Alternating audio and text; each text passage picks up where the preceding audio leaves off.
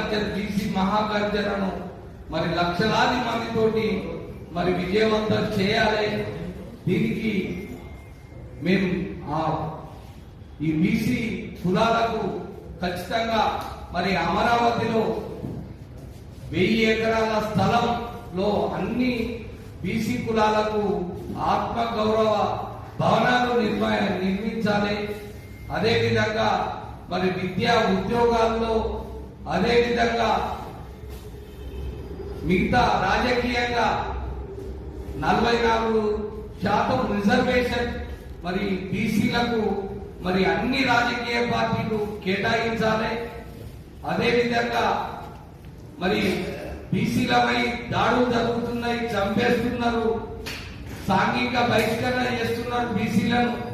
కాబట్టి బీసీలకు మరి అట్రాసిటీ కేసులు లాంటివి ఉండాలనేది మరి జాతీయ అధ్యక్షుడి అభిమతం.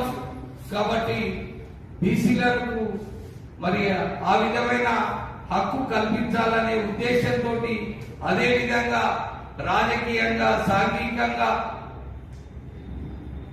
మరి వెనుకబడిన బీసీలకు 2 రాష్ట్రాల్లో మన జనాభా ప్రాతిపదికన మరి అన్ని పార్టీలు మరి జనాభా ప్రాతిపదికన మరి టికెట్స్ కేటాయించాలి. అదేవిధంగా రాజకీయ ప్రాధాన్యత కల్పించాలనే ఉద్దేశంతో మరి అక్కడ మరి